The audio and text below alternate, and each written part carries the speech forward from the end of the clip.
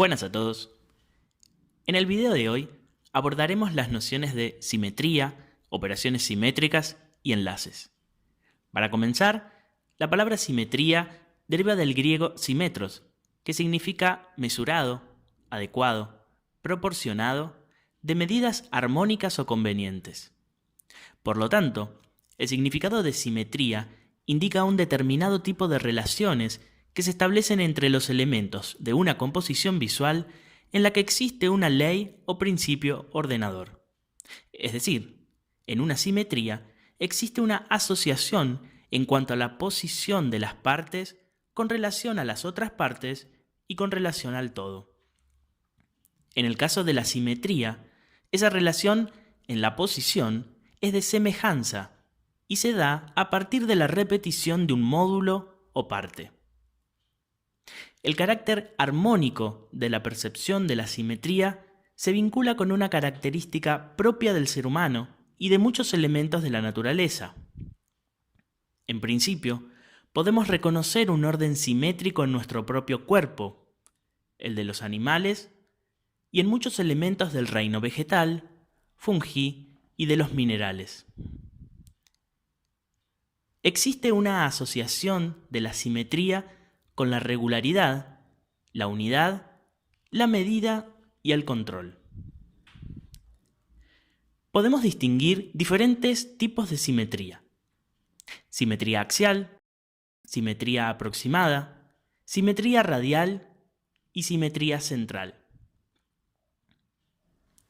La simetría axial es la más fácil de identificar y de lograr a partir de la repetición de un módulo al que se voltea al revés, como si se lo hiciera girar sobre un eje. Por este motivo, también se llama simetría bilateral, simetría refleja o simetría especular. Habitualmente, se vincula este tipo de simetría con la noción de equilibrio, porque presenta una distribución en la posición de las partes de la composición en estado de balance. Existe un eje central y a cada lado, el peso visual de cada elemento colocado se compensa con su repetición del otro lado. A veces el eje es real y a veces virtual. El eje central comúnmente es vertical, pero también puede estar en posición horizontal o en posición oblicua. Vale mencionar que el elemento reflejado a ambos lados de la composición se denomina módulo. Cuando se trabaja con una sola repetición, la composición produce cierto estatismo. La simetría aproximada no es una simetría propiamente dicha, dado que no se puede medir en la organización de los elementos que la conforman, sino en la mente del observador, quien establece una compensación de peso y fuerza visual que no es explícita, sino que está implícita en la interpretación que hacemos como espectadores. Por eso, se la suele llamar simetría connotada. Como observamos, los elementos no se repiten exactamente iguales, pero la observación produce que percibamos una relación de posición equivalente. Es un tipo de simetría muy utilizada, dado que genera mayor dinamismo que la simetría axial, pero genera un equilibrio visual claro. La simetría radial consiste en la rotación o giro de un módulo sobre sí mismo o alrededor de un eje de rotación llamado fulcro. Tanto el eje como el fulcro pueden ser explícitos o virtuales. Otros nombres que recibe esta simetría es simetría rotatoria, cíclica o circular. En la rotación, el módulo describe una trayectoria. De la primera ubicación se desplaza a una segunda y así sucesivamente hasta volver a la posición original. La idea de círculo y su trayectoria es recurrente en la producción de imágenes de muchas culturas. Un ejemplo claro es el recurso de la triquetra. Morfológicamente, el triángulo es una figura de tensiones equilibradas que no sugiere movimiento, pero al doblar los ejes en una misma dirección, la figura pasa a indicar una dirección de rotación y cobra dinamismo. Diversas civilizaciones le atribuían un significado mágico y puede encontrarse en el arte egipcio, griego, chino, amerindio, celta y nórdico. Incluso hoy se lo utiliza en múltiples imágenes. Las simetrías radiales pares tienen mayor grado de simetría que las impares, puesto que se refuerzan de manera simultánea con simetrías axiales. La simetría central es un tipo particular de simetría, en el que existe un punto o centro de simetría y una repetición única del módulo, por lo que también podría establecerse un eje, pero a cada lado quedarían imágenes no solo volteadas, sino también invertidas. Por eso se la suele llamar simetría opuesta. Podría pensarse también como una simetría radial de una única repetición.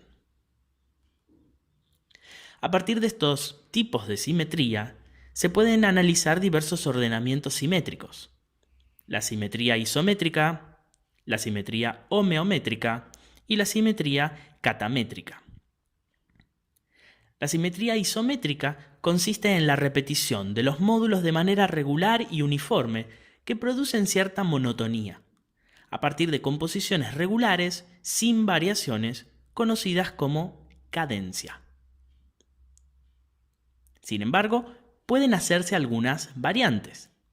A veces suelen generarse variaciones libres en las que se mantiene el módulo, pero generándose cortes o trazos con líneas internas o modificaciones positivas y negativas. Los cambios hacen percibir nuevas formas, pero la estructura modular no se modifica. Se pueden variar el color, el valor, la textura o incluso combinar estos elementos. En la simetría homeométrica, los módulos son semejantes entre sí, pero se repiten con cambios graduales, respondiendo siempre a un principio que los regula. Los resultados se vinculan con la noción de gradiente, porque hay una transformación ordenada en grados regulares. En la simetría catamétrica, los elementos no tienen igual forma ni tamaño, pero se vinculan entre sí por la aplicación de un principio con base en alguna analogía. Los patrones de organización del mundo natural derivan de lo que se da en llamar simetrías dinámicas, que actúan a partir del aislamiento, selección, combinación y mutación. Estas operaciones son las que el ser humano toma para aplicar en muchas de sus manifestaciones estéticas. Aplicar simetría, entonces, tiene que ver con organizar secuencialmente los elementos de la composición, estableciendo diversas operaciones que generan mayor o menor dinamismo a las composiciones. Si partimos de la posición del módulo, podemos identificar 4 operaciones básicas: la traslación, la rotación, la extensión y la reflexión. La traslación consiste en desplazar el módulo regularmente de manera monótona o alterando algún elemento como color, tamaño u otro recurso. Se pueden encontrar ejemplos de traslación en las semillas de muchos vegetales, en las plumas de un ave o en las hojas de una rama. Las culturas antiguas aplicaban cotidianamente la traslación en el diseño textil o de objetos. La rotación consiste en el giro del módulo sobre sí mismo y configura una simetría radial. Se puede observar en la conformación de diversos cristales y en la composición de vitrales y rosetones en diversas manifestaciones a lo largo de la historia.